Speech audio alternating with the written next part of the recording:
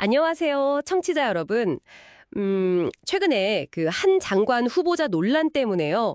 국회 보좌진이라는 직업, 또 그 현실에 대해서 관심이 되게 뜨거워졌습니다.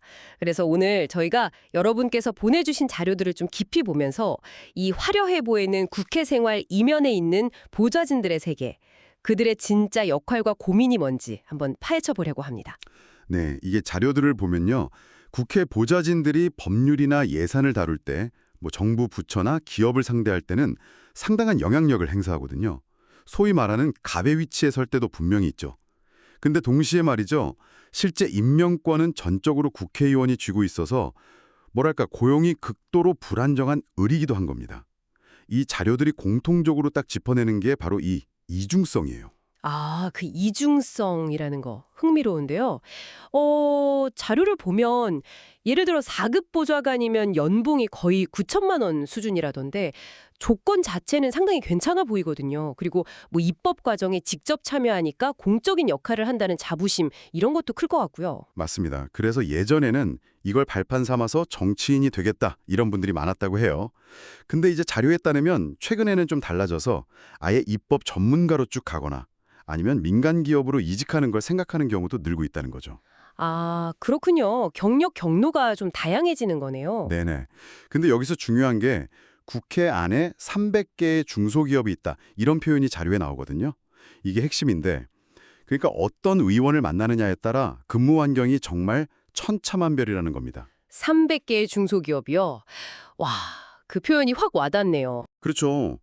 서류상으로는 국회의장이나 사무총장이 임명권자지만 실제로는 의원 한 사람의 의사에 따라서 그냥 언제든 자리를 잃을 수 있는 거죠. 실제로 그 통계 자료를 보면 보좌진의 한 60% 정도가 근속기간이 5년이 채 안 된다고 하니까요. 이 고용 불안이 얼마나 심각한지 딱 보여주는 수치죠. 60%가 5년 미만, 그 불안정성이 결국에는 좀 상식 밖의 요구로까지 이뤄지는 것 같아요.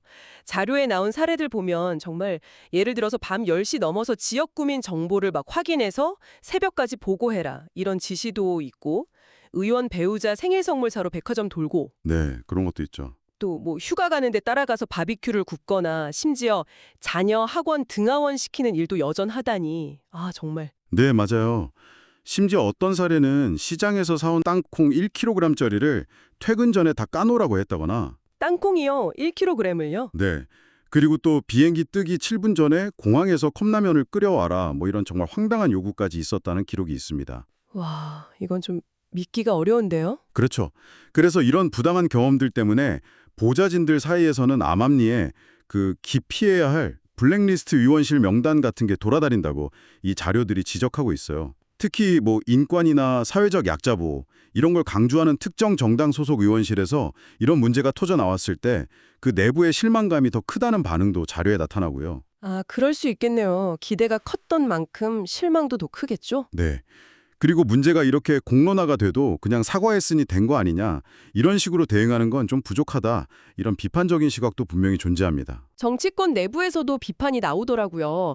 저희가 받은 자료 중에 보면 개혁신당의 한 인사가 특정 정당을 언급하면서요. 과거에 임금 체불은 살인이다 이렇게 주장했던 곳에서 이런 의혹이 있는 인물을 장관으로 추천한 상황을 꼬집는 내용이 있었어요. 뭐 쓰레기 처리, 비대 수리, 취업 방해 이런 의혹들을 쭉 나열하면서 악덕고용주 표본이라는 상당히 강한 표현까지 있었더라고요.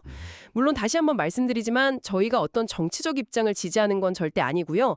보내주신 자료에 담긴 이런 주장과 비판들을 그대로 전해드리는 겁니다. 네, 맞습니다. 그래서 이런 좀 열악한 상황 속에서 보좌진들이 스스로 목소리를 낼 수 있는 그런 제도적 장치가 필요하다 이런 주장들이 자료에서 계속 나옵니다. 예를 들면 의원들 공천 심사할 때 보좌진들이 평가한 결과를 반영하자 이런 다면 평가 아이디어 같은 거죠. 아, 그런 방안도 거론되는군요. 네, 그리고 또 다른 한편으로는 아예 이런 불안정한 의원실을 떠나서 좀 체계가 잡힌 민간 기업의 대관 업무 쪽으로 이직하려는 움직임도 늘고 있다고 해요. 대관 업무라는 게 이제 기업의 정부 상대 업무를 말하는 거죠. 그렇죠. 그런데 그렇게 좀 유능한 인력들이 자꾸 빠져나가게 되면 결국에는 국회 전체의 입법 역량, 이게 약해지는 거 아니냐 이런 우려도 같이 나오던데요. 바로 그 지점입니다. 그게 이 자료들이 공통적으로 보내는 경고 메시지라고 할 수 있어요. 전문성을 가진 보좌 인력이 자꾸 유출되는 건 그냥 개인의 이직 문제를 넘어서는 거죠. 결국 입법의 품질 자체가 떨어지는 그런 더 큰 문제로 이어질 수 있다는 겁니다. 네, 오늘 이렇게 쭉 살펴봤는데요. 국회 보좌진이라는 자리가 국가 운영에 정말 중요한 역할을 하고 또 상당한 영향력도 가질 수 있는 자리인데 그 이면에는 이렇게 극심한 고용 불안정 그리고 일부 의원들의 부당한 처우에 노출될 수 있다는 그런 어두운 현실이 함께 있는 거군요. 네, 여기서 청취자 당신께서는 한번 이런 질문을 스스로에게 던져볼 수 있을 것 같습니다. 과연 이런 보좌진들의 근무 환경이 국회 입법 활동 품질에 그리고 더 나아가서 우리 사회 전체에 어떤 영향을 미치고 있을까? 정말로 국민을 위하고 또 공익에 부합하는 그런 의정활동을 제대로 뒷받침하기 위해서는 어떤 구조적인 개선과 또 인식의 변화가 필요할지 우리 모두가 함께 좀 고민해봐야 할 지점인 것 같습니다.